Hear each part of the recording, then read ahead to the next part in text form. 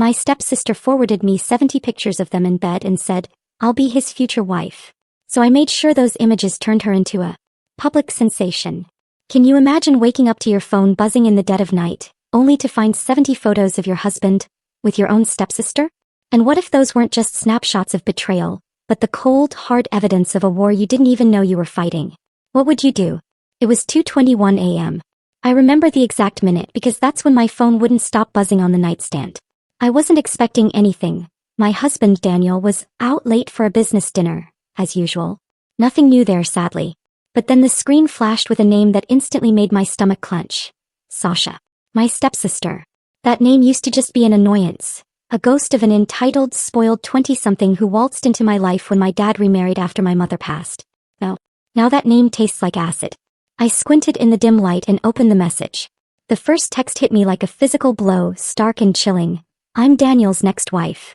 I blinked. Once. Maybe twice. It was like reading a joke with no punchline. The rain was hitting the window and the sound felt distant, muffled. Then the flood came. Photo after photo, one after another, popped up in my message window. These weren't blurry screenshots. No. These were high-quality, smiling, intimate pictures. Dinner dates. Weekend getaways. Hotel room selfies. Her hand tucked inside his pocket, his arm around her shoulder. My stomach clenched, not with pain yet but with a cold, solid understanding. 70 photos. 70. I could have screamed. I could have cried, thrown the phone across the room, woken Lily sleeping peacefully beside me, curled up with her thumb near her mouth. But I didn't. That's not me. Not anymore. I pressed the mute button instead so the notifications wouldn't wake my daughter. Then, in the dark, I looked through every single one of those 70 pieces of evidence. This wasn't a quick glance. This was a methodical, terrifying inventory. There was one of him holding a wine glass with that ridiculous, smug half-smile he always used to give me when I suggested going out for dinner. Another with her wearing his college hoodie, the faded one I had folded just that morning and put in his drawer. The audacity. She was flaunting my entire life back at me. I zoomed in on their faces. They weren't hiding. They were smiling right into the camera, challenging me. I focused on the details. The expensive watch he was wearing, the leather bag on the floor in one of the hotel shots. And then one photo stood out. This was the moment the emotional betrayal became a legal strategy. It wasn't because of what they were doing but because of what was in the background. A business sign. Our business sign. It was blurry but unmistakable. The logo of the auto shop we built. It told me everything I needed to know about where the money for those weekend getaways had come from. The funds that were supposed to be securing Lily's college fund, expanding the business, building our future, or financing the sick little affair with my stepsister. The level of malice and arrogance it takes to send those to me. Expecting tears, expecting me to crumble. They didn't send me heartbreak, they sent me ammunition. I downloaded every image immediately. I didn't rely on the message metadata. I used a separate app to check the exact timestamps and GPS data whenever available. I labeled them with dates, organized them, and saved them in 3 different cloud folders and 1 external drive. I named the folders Exhibit A, Financial Abuse, Exhibit B, Infidelity, and Exhibit C, Ethical Violation. The thought of losing any of this evidence filled me with a primal dread. I had to secure this. I checked the time. 3:45 a.m. I decided to call Sarah, my friend and lawyer. I knew her well enough to know she'd be awake, either working or worrying. She picked up on the second ring, her voice tight but professional. "Evelyn, what is it?" "That picture you sent me." I said, my voice flat. "It's all true, Sarah. And it's my stepsister, Sasha. 70 of them. I'm sending you the cloud link now. I need an emergency consultation first thing in the morning." I kept my voice low, a monotone. I couldn't afford to break yet. Sarah sighed. A long, weary sound. "Oh, Evelyn. I'm so sorry. But you're right. This is good. This is proof. We can move fast on the divorce paperwork. I'm focusing on 2 things right now. Securing the business assets, since you're a co-owner and you contributed your inheritance, and ensuring full custody of Lily. That level of reckless behavior, especially using company funds, looks terrible to a judge. What's his financial situation outside of the business?" "I don't know," I admitted. "I handled the books but he controlled the cash flow. That's the problem. He's been taking out money for suppliers lately. But that picture, the one with the shop sign, it shows him at that resort we looked at last year. The one he said we couldn't afford." I paused, letting the irony sink in. He can afford it for her, though. Right. I'm starting the financial deep dive now. Get some rest, Evelyn. Or at least get dressed. I'll see you at 8 a.m. Don't engage with him. Do not mention the messages. Act normal, Evelyn. It's crucial we control the narrative. Act normal, I repeated to the empty room. I hung up and sat on the edge of the bed. I had maybe 3 hours until Daniel came home. I used that time. I quietly gathered every financial statement I could find, anything related to the business's tax filings and our joint accounts. I put them all in a messenger bag ready for Sarah. I even made 2 copies of the deed to the house. I looked at Lily, her chest rising and falling softly. I felt a surge of pure maternal resolve. She was the one who needed my strength now, not Daniel, not Sasha, and certainly not the crumbling facade of my marriage. I finally slipped out of my pajamas and into a dark, structured outfit. I looked in the mirror. My face was pale, but my eyes were steady. The woman staring back was no longer the one who had swallowed her pain for years. She was a professional, and she was about to go to work. I spent years telling myself that the quiet life was the good life. 10 years ago, I thought I had everything. A decent home, a hard-working husband, or so I thought. A new baby and the beginnings of a solid small business. Daniel and I met in college. He was magnetic, always the guy with a plan. He was charismatic, the center of every room. I, the quiet editor, was drawn to that fire. He said he wanted a simple life, a family life, and I believed him. We started small, bought a modest house, and opened the auto repair shop together. I managed all the back-end accounts, the payroll, the marketing, everything that made a business run, while he handled the mechanics and customer work. I helped secure the initial funding using a small family inheritance left to me by my mother. The first 2 years of our marriage were smooth enough. But then Lily was born, and that's when the tectonic plates really started shifting. Newborns are tough on a marriage, I know that. But where I saw an opportunity to bond, Daniel saw an excuse to retreat. He started coming home later, saying he needed time to clear his head, or that the shop was swamped. He claimed the crying kept him up at night, so he moved to the guest room for better sleep. I remember the day I packed his pillows and toothbrush, trying to make it seem like a temporary necessity, a sacrifice for his high-salary job. But as I closed the guest room door, the finality of the split felt like a cold premonition. I didn't argue. I thought it was temporary. I thought I was being the understanding wife, the supportive partner. My own mother, bless her practical soul, had warned me once years ago. She said, "Evelyn, honey, when couples stop sharing a bed, they slowly stop sharing a life." I laughed her off, called her old-fashioned. But looking back at those empty sheets, I could only hear her voice. And then there was Sasha, my stepsister. She came into my life when my dad remarried, and she was instantly troubled. 10 years younger than me, she never worked a day in her life, always relying on my stepmother's or my father's money. She was supposed to be in art college down in Florida, but she'd show up in Ohio for long visits. Always charming Daniel, complimenting his ambition, making him feel like the big shot she thought he was. It was always awkward, but I dismissed it as Sasha being Sasha, needy and attention-seeking. I never, not for a second, thought she'd be sharing Daniel's bed. Then there was Daniel's mother, Carol. She lived 2 blocks away and dropped by more than I ever wanted. At first, she offered to help with Lily, but it quickly morphed into constant draining criticism. She would sigh dramatically when I bottle-fed Lily. She'd comment if my hair wasn't perfectly styled or if dinner was late. Carol had this way of speaking that always made it sound like she was doing me a huge favor by tolerating me. According to her, Daniel had been an angel as a child. Polite, perfect, mature beyond his years. So, every time Lily threw a tantrum or didn't want to kiss Grandma goodnight, I could practically hear Carol blaming me under her breath. One day Carol came over unannounced. I was struggling to get Lily to eat her vegetables, and Lily, being Lily, was throwing a mini tantrum. Carol watched the whole thing, arms crossed, judging. Then she leaned in right in front of Lily and said with that sickly sweet voice, "A child learns from her mother. If Lily's difficult, maybe you should look in the mirror." I wanted to scream. I wanted to tell her to get out of my house and never come back. But I didn't.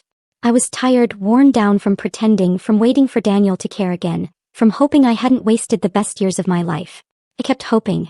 People do that when they've invested too much, when they're scared of starting over, or when they worry about the custody battles a divorce might bring. The problem was, time never came for us. Daniel didn't touch me anymore. We hadn't had a real conversation in months. His birthday came and went. I planned a nice dinner, bought a cake, even dressed up in that navy dress he used to like. He texted at 6 p.m. that he wouldn't be home until late. I waited. The food went cold. He never ate a bite. Then small things started going missing. Expensive diagnostic tools from the shop that he bought with the business account. A tablet I used for bookkeeping. A simple silver bracelet my mother had given me. Daniel always had a reason. A client needed a loaner. He was updating inventory. Lily probably moved it. But deep down I knew better. He was selling things. He was using funds. I thought maybe we just needed space, maybe a short trip, a counselor, something to get us back to who we were. I brought it up once, nervously, while we were in the car on the way to pick up takeout. He laughed. Not a funny kind of laugh, a cold one like dry ice hitting water. And then he said, "You're too sensitive, Evelyn. Stop acting like something's wrong just because life isn't romantic every minute." That shut me down completely. I nodded. I smiled. I agreed. But inside, another crack appeared. I didn't see it then, but I was already shrinking. Shrinking myself to keep the peace. Biting my tongue, swallowing my needs, pretending things were fine when they weren't. And he saw that. Men like Daniel, they can sense when you've decided to stay no matter what. That's when they stop trying. By year 5 we were living like roommates. I made excuses for him. He made excuses to avoid me. Carol's visits increased, her voice louder, her judgment sharper.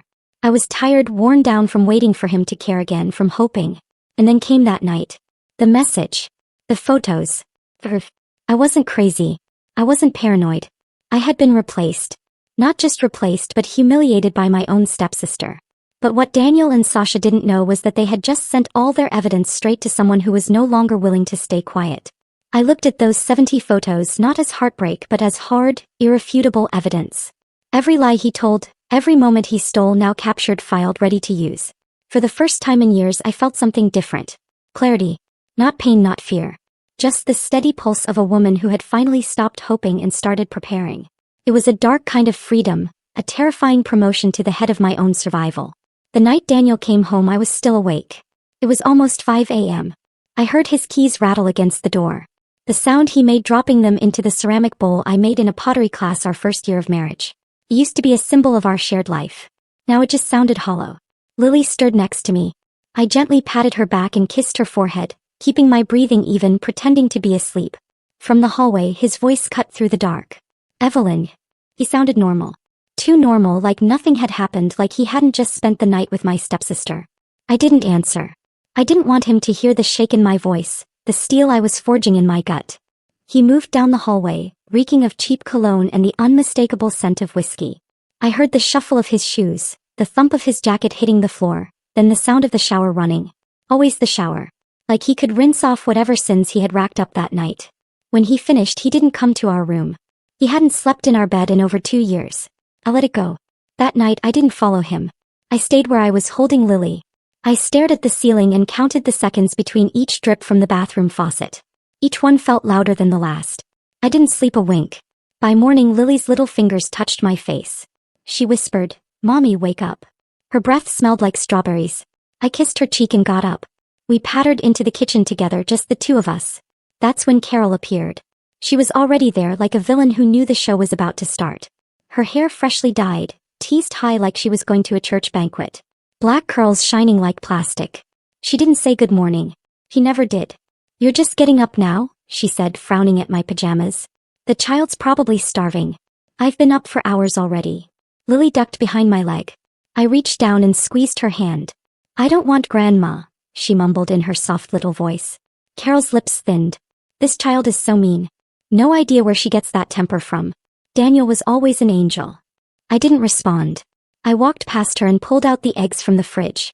Normally I'd pretend not to hear. I'd ignore her. But not today. Today I cracked eggs into a bowl, stared at the yellow swirl and said flat as stone, "Carol, can you shut your mouth?" There was a long silence. She froze by the hallway, stunned. Her mouth literally hung open. "What did you just say, Evelyn? Are you feeling all right?"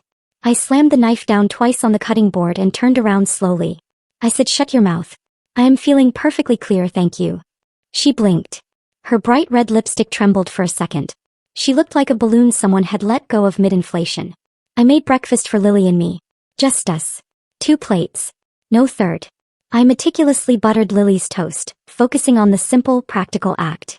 Carol, still reeling, waddled down the hallway, pounded on Daniel's door and sang, "Daniel, breakfast is ready," like it was 1950. She was desperately clinging to her role as the perfect homemaker's mother. By the time Daniel stumbled into the kitchen in his robe, smelling of soap and shame, Lily and I were already dressed and stepping out the front door. "Where's breakfast?" "I have a big meeting this morning," he asked, his voice rough and entitled. I didn't answer. Lily looked up at me and said, "Daddy didn't get any." "Nope," I said. "Mommy makes breakfast for Lily. Daddy's mommy can make breakfast for Daddy now. We are moving on to better things, sweetie." Lily nodded like it all made perfect sense to her. We got into the car. The drive to school was quiet, the air thick with my new resolve. As I watched her skip toward the door, I realized something deep and clear. This wasn't just about cheating. This was about all the years I gave. All the times I was quiet. All the times I fed everyone else first and let myself go hungry. Not anymore. I felt lighter than I had in years. Like I had finally shed a heavy, ugly skin. I drove straight to Sarah's office. The conversation was purely professional, focusing only on the divorce proceedings. She had already pulled up preliminary reports on the business assets. Daniel's salary has been inflated over the last year, Evelyn, Sarah said, tapping a printout. He's been essentially paying himself exorbitant bonuses that you didn't approve, claiming it was for equipment, when it clearly went to fund Sasha's lifestyle. We have him dead to rights on financial misconduct, especially since he commingled the money with the funds from your inheritance. I saw that in the books, I said, but I couldn't prove where the money went. He'd call it supplier costs. It was all disguised. I need to make sure I get full control of the business to clean up his mess and full custody of Lily. We're going for a full settlement, Evelyn. Majority stake in the business and full custody of Lily. His recklessness with business funds while you were home raising his child is indefensible in court. The judge will look at the inheritance you put in and see his behavior as gross financial negligence. We need to be the picture of calm, controlled reason. We went over the strategy for an hour, detailing exactly how I needed to act. Calm, unemotional, and focused only on the facts. I had to become a stone. When I got back home after dropping Lily off and meeting with Sarah, Daniel and Carol were waiting for me in the living room. I walked in and immediately noticed the silence, tight and tense, like the room was holding its breath. Carol had powdered her face so heavily it looked like she was trying to bury her own expression. Her lipstick was bright red, too red for morning. She looked like someone playing dress-up, someone who didn't know how to be taken seriously without a performance. Daniel was slouched deep into the couch, arms crossed like a rebellious teenager. He didn't even try to hide the smug look on his face, the look of a man who thought I was too weak to leave. You really made breakfast just for yourself? Carol snapped first. What kind of wife does that? Are you trying to starve your husband? I looked at her, then at Daniel, then back again. I walked to the kitchen and poured myself a glass of water, took a slow sip. I didn't need to yell. I didn't need to cry. I had the facts and that was all the power I needed. I made breakfast for me and for Lily, I said, calmly returning to the living room. Not for Daniel. And haven't you always said my cooking was terrible? I thought he deserved better this morning. Perhaps your cooking is better suited for him. Daniel shifted in his seat, obviously confused by my lack of hysteria. He was expecting a meltdown. I gave them silence. They wanted to fight. I gave them questions. They thought they had power. I was about to show them how little they actually had. What's that supposed to mean, Evelyn? Are you going somewhere with this? Daniel finally managed. You tell me, I replied. I'm just asking simple questions about your daily routine. Carol's voice wobbled. Are you saying you don't want this marriage anymore? You're going to throw everything away. You'll ruin your daughter's life. I smiled a little. Maybe that's a question you should be asking your son and your stepsister. They seem to have made decisions for me. Daniel sat up straighter. He wasn't used to my use of Sasha's name. I walked past them, sat down and pulled out my phone. I selected 2 of the clearest photos from the night before. One at the hotel pool, the other in the expensive car Daniel had bought Sasha, and sent them straight to the family group chat. I didn't even look at their faces as the notifications started pinging instantly. Daniel's older sister called within seconds. His cousin responded with a shocked face emoji. Even his uncle, who usually only sent dad jokes, replied with a long series of question marks. Daniel lunged toward me, his face red with panic and rage. What the hell is wrong with you? Why would you do that? I stepped back, holding out my hand. No yelling. Lily's at school. Let's not behave like teenagers. You did the dirty laundry, Daniel. I'm just making sure it's aired out. He clenched his jaw, fists curled. Carol stood up, ready to jump in. You're ruining your own family, she hissed. Posting dirty laundry like some drama queen. You should be ashamed. I turned to her. You want to talk about dirty laundry? Let's talk about how your son's credit card was used to buy a hotel room for a girl half his age, my stepsister. Or how the business you're so proud of is being used to fund weekend trips and designer handbags, money that should be securing Lily's college fund. Carol's eyes narrowed. You think you're clever? You'll be left with nothing. No, I said. I'm thorough. And I will be left with everything I earned. Just then Sarah knocked on the door and stepped inside without waiting for an invitation. She was wearing her usual calm, sharp look, a stack of files in her hand. Hello again, Daniel, she said coolly. Carol. Daniel frowned. Why is she here? I haven't agreed to a lawyer yet. Because, I said, this conversation is no longer personal. It's legal. Sarah handed Daniel a document. These are copies of your company's financial records. 7 years' worth. We traced every expense related to Sasha from the moment she mysteriously reappeared in your life. The hotel charges, the flights, the new car, the condo lease, all of it. Daniel stared at the pages like they were written in a language he couldn't read. And since you've been using joint assets and Evelyn's initial inheritance to fund this, Sarah continued, her voice perfectly level, Evelyn is entitled to a fair share. A very fair share, especially considering the fraud involved in inflating your supposed salary. Carol's face paled. You're going to ruin your own husband. You'll never get another salary that high. You'll be poor. I shook my head. He already did that himself. I'm just making sure he cleans up after the mess. And I'll worry about my own salary. I have my own promotion coming up. The confrontation lasted another hour. Daniel kept trying to justify his actions, blaming me for being too focused on Lily or the business accounts. Sarah simply refuted every single argument with a date and expense report, or a direct quote from one of Sasha's messages that I had saved. We discussed the divorce terms, custody arrangements for Lily, and the division of the auto shop. It was all cold, hard business. The entire time Carol tried to interrupt, offering useless advice and excuses for her son. But Sarah shut her down every time, reminding her she wasn't a party to the legal discussions. Evelyn, this is the first step, Sarah said, gathering her papers. Don't speak to him unless absolutely necessary. No emotional responses. We need him to feel isolated and overwhelmed by the facts. His recklessness is what's destroying him, not us. I understand, I said. Isolation was what he gave me for years. Now he'd get a taste of his own medicine. I felt a surge of cold satisfaction. After the confrontation, I didn't speak to Daniel again for 2 full days. I made myself unavailable. Not angry. Not emotional. Just silent. That silence made him nervous. During that time, Sarah and I put together everything.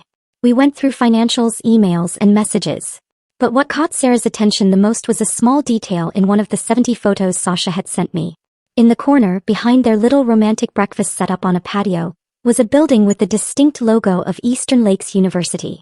That was the university where the Daniel Hayes Scholarship Foundation worked.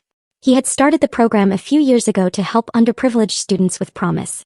That's how he described it in his pompous local interviews. I sat across from Sarah at her office, stirring my coffee. Do you think she's one of the students? It makes sense why she was always hanging around. Sarah nodded. It's the only logical explanation for why he'd be spending so much time there and using the business name to cover it. The ethical violation is huge. Only one way to find out. We made the call to the university, introducing ourselves as key co-founders of the scholarship fund, which was technically true.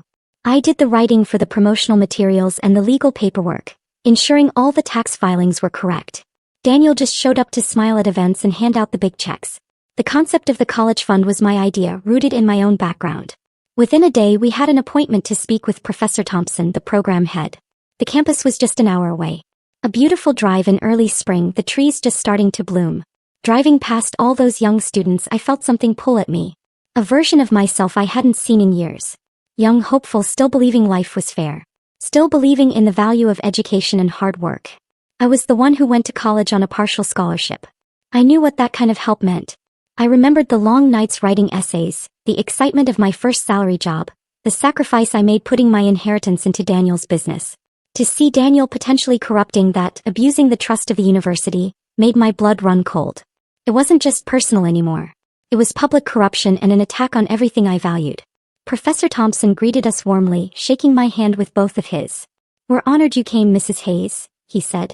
The work your family has done here, it's changed lives. The college fund you've established is truly making a difference. We are very careful with the disbursements. I forced a polite smile and nodded. We just want to make sure the support is going to the right students and that all the ethical guidelines are being followed. We're doing an internal check on the integrity of the process.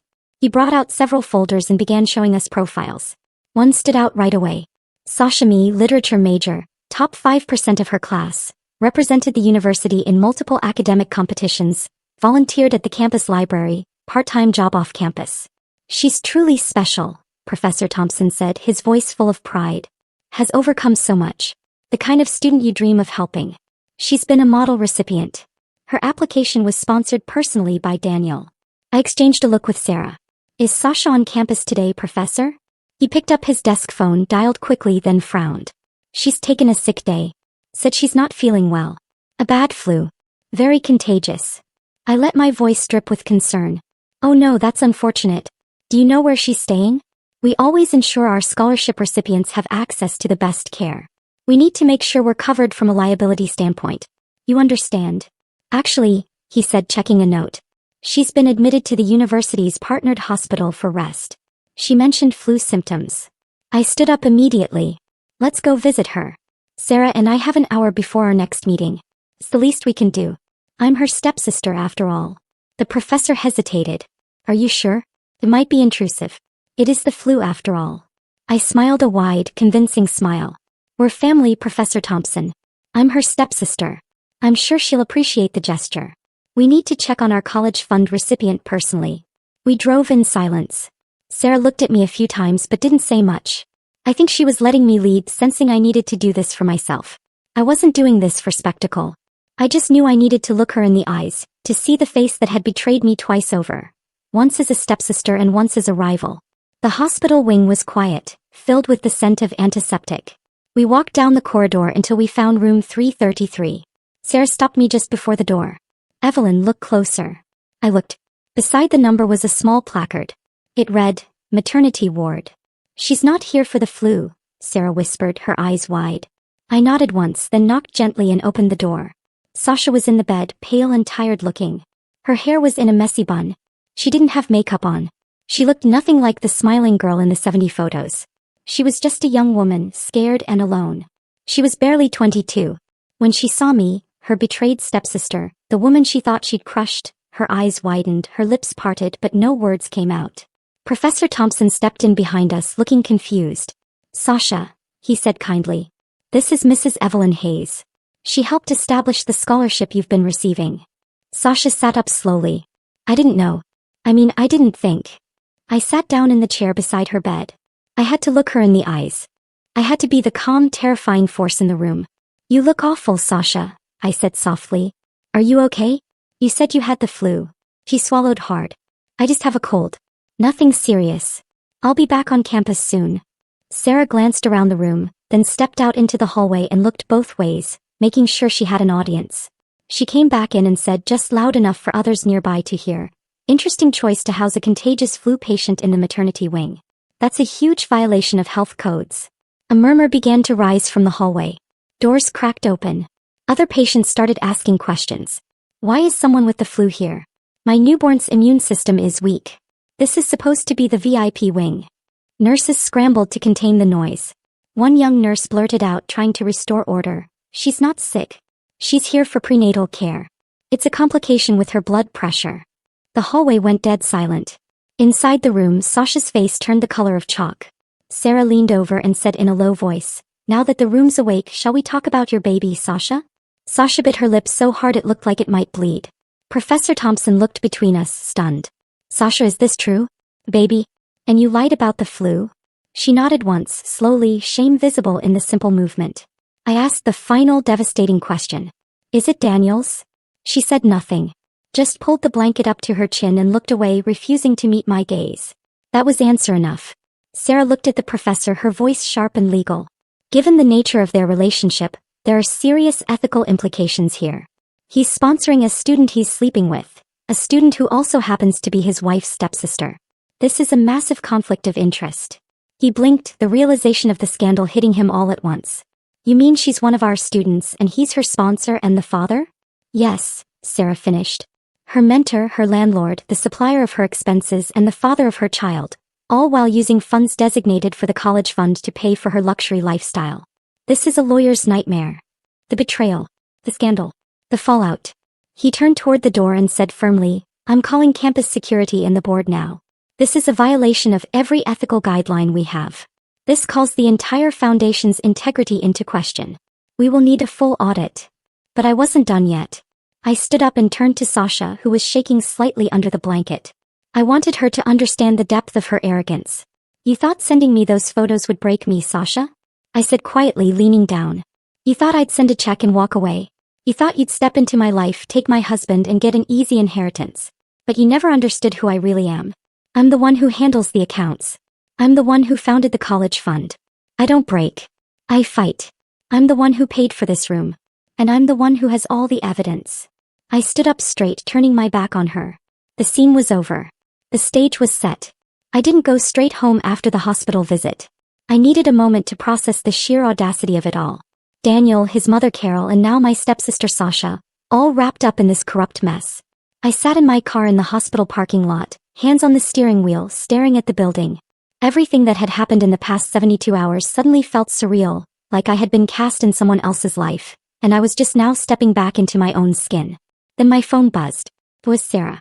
"She's trending, Evelyn," Sarah said without even saying hello. "What? Trending for what?"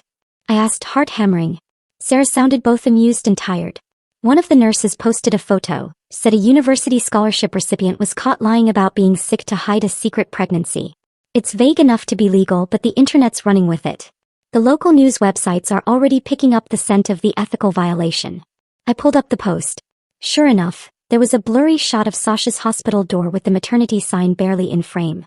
The caption read, "When you fake the flu to hide what you're really carrying." The comments were exploding.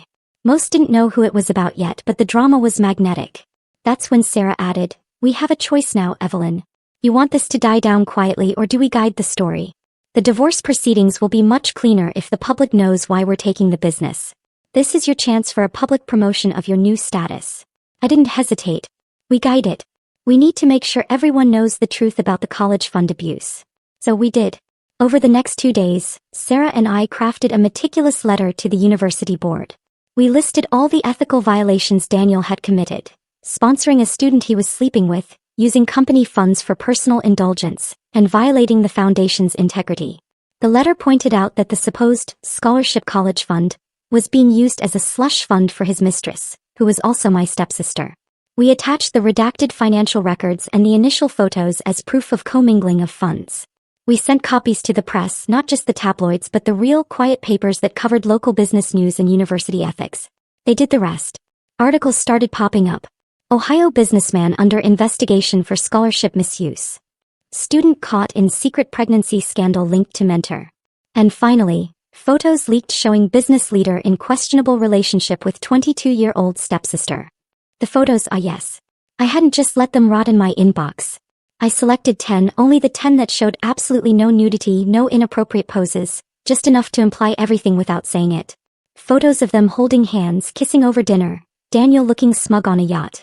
I made sure to include the photo with the business logo visible. And I posted them with a caption that went nuclear. When a woman sends you 70 photos expecting you to fall apart, you take a deep breath and let the world see what she's proud of. That post alone got over 200,000 shares in a weekend. My phone was vibrating constantly with friend requests, follows, and messages from old high school classmates who hadn't spoken to me in decades. My cousin, who had only sent question marks in the group chat, called me crying, saying she was so proud. I finally stood up to Carol and Daniel. But I didn't stop there. I wrote a blog post, just one. Took me a full night, but it flowed out of me. Years of silence, finally finding a voice.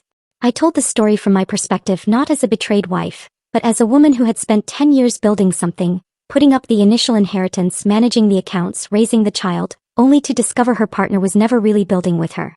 I wrote about love, about disappointment, about how betrayal doesn't always come in the form of a slammed door. It can come in smiling selfies from someone half your age, someone you grew up with. I wrote about the pain of seeing my inheritance drained for someone else's vacation. I didn't name names, but the internet connected the dots anyway. Sasha immediately deleted all her social media. Daniel went into hiding, turning off his phone. Carol started calling my sister, trying to spread rumors that I was mentally unstable, but it was too late. Within a week, the scholarship board had announced an internal audit, and Daniel was forced to voluntarily step down from all public duties. The damage to his reputation, his salary, his entire professional image was catastrophic. I didn't feel triumphant, but I did feel seen. A few days later, Lily and I were at a park. She was chasing a butterfly and laughing so hard I thought my heart might burst. An older woman, maybe in her 60s, approached me while I was sitting on the bench. "Are you the one who wrote that piece? The one about the photos?" I read it on the Ohio Times website. I nodded slowly. She sat beside me. "You said exactly what so many of us never had the words for. My husband did the same thing to me when I turned 50. Left me for someone who barely remembered 9/11. And everyone acted like I should just be quiet and move on. Your article was like a firework. He touched my hand.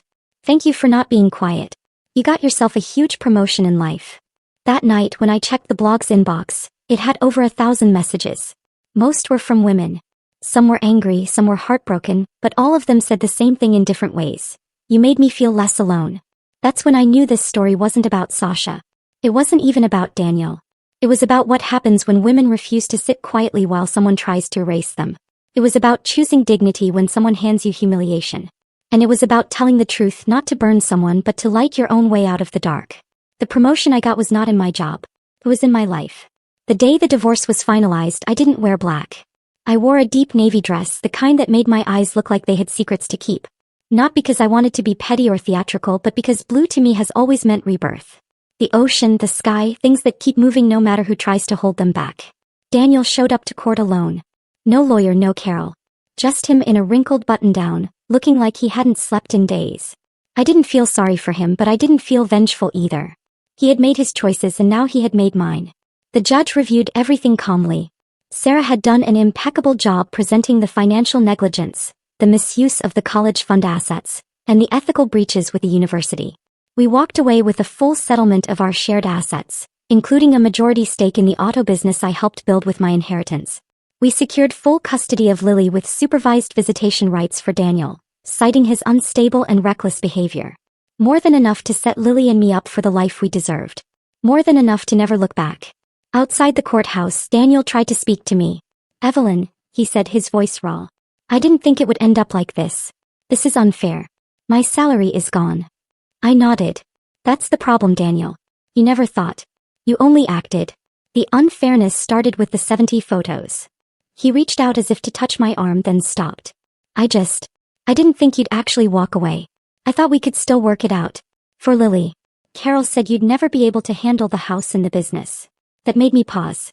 I looked him in the eye. The man who had dismissed me lied to me and betrayed me with my own stepsister. You thought I'd stay no matter what, I said, my voice clear. As I always had. But here's the thing, Daniel. One day even the strongest rope snaps if you keep pulling. Enjoy the silence, Daniel. I turned and walked away, my heels clicking like punctuation marks on the marble steps. Lily was waiting with my sister in the car. When she saw me, she clapped. Are we free now, Mommy? Can we get a puppy? I laughed, scooped her into my arms and said, yes, baby. We are. We are absolutely free. The next few weeks were quiet. A strange, unfamiliar peace settled over our home. For the first time in years, I slept through the night. I made pancakes on Saturdays without thinking about who I had to please. I let Lily decorate the living room with crayon drawings and fairy lights. The house started to feel alive again. I used my newfound control over the business to hire a competent manager, and I shifted my focus to my editing career, which quickly led to a significant promotion. I spent several weekends packing up Daniel's things from the guest room. I didn't rush. I folded his shirts, organized his tools, and put everything into labeled boxes. It was a mundane process, but in its practicality, I found immense satisfaction. Each box was a step further away from the man who had wasted my time. I didn't want to see him, not even at Lily's school events. Sarah handled all the logistics of his supervised visits. Then one afternoon I got a letter in the mail. No return address. Inside was a single photo, one of the 70 Sasha had sent me. It had a red X drawn through it and on the back just 4 words, I never saw it coming. There was no signature, but I didn't need one. I folded the photo in half, tossed it in the trash, and walked outside into the sun because that was the truth, wasn't it? They never saw it coming. They never imagined the woman behind the quiet dinners, the school drop-offs, the polite thank yous, and the folded laundry would be the same woman who could take her pain and turn it into power. They didn't think I'd share the photos. They didn't think I'd tell the story. They didn't think I'd be believed. And they definitely didn't think I'd win. But I did. And not just in court. I won in life. I won by refusing to let their betrayal define me. I won by reclaiming my voice. And I won by showing my daughter that silence isn't strength when someone steps on your soul. In the months that followed, the blog grew. More women wrote in. We started a small community. No big slogans, no grand mission, just truth, stories, support, a place to be heard. Sometimes we think revenge means destruction. But sometimes revenge is just telling the truth loudly enough that someone else sees themselves in it and stands up too. So here I am, still standing, still walking, still free. If this story moved you, or if you've ever felt like your voice was too small or your story wasn't worth telling, I hope this video reminds you, you are not alone. And if someone ever sends you 70 photos expecting you to break, I hope you remember you don't have to shatter. You can rise. And sometimes rising is the best revenge of all. Tell me in the comments below, what would you have done if you received those 70 photos? Have you ever faced a moment where you had to find your own strength against betrayal? I really want to know. Like this video, share it with someone who needs to hear it, and don't forget to subscribe for more real stories that matter.